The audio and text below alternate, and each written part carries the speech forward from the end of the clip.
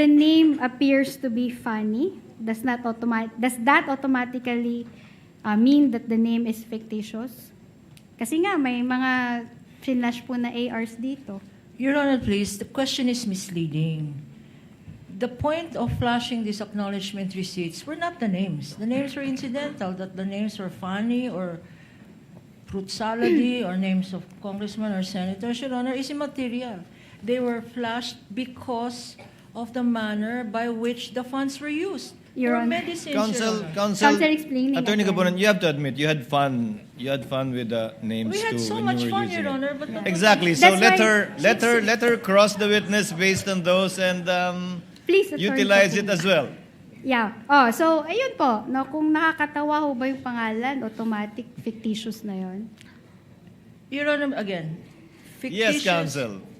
Just for the record, fictitious is her own conclusion. We have made no such conclusion as regards to the name, except perhaps that they are funny. Your Honor, Well, counsel, actually, that's not entirely accurate because in the complaint, you did allude to the fact that some of the names were fictitious based on the PSA documents that you attached as an annex to the complaint, although you're not yet there. You haven't gotten there yet. Please continue, Attorney Christine. yes. Attorney Gabonan, give her share of fun with the names. I mean, May I be allowed, Your Honor, to sit down while she's having fun? yes, here? yes, Attorney Gabonan, you may do so. Attorney Christine, please proceed. Okay, I will continue my question, Your Honor. No? If a name appears to be funny, does it mean it's fictitious?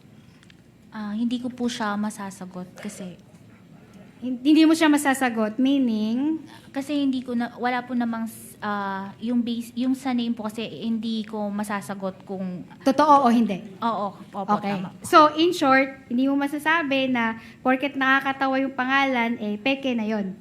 Yun ba yung sinasabi ninyo? Parang hindi po ako makakasagot dun sa tanong na ganun.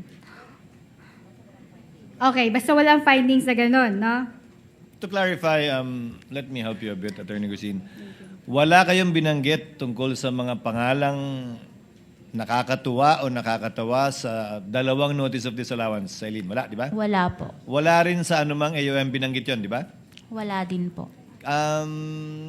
Kahit yung mga lugar kung saan binayaran, wala kayong binanggit sa AOM o sa notice of disallowance, ma'am. Opo, wala po. Okay, thank you. Please proceed, Yes. Attorney Christine. Thank you. Thank you, Your Honor.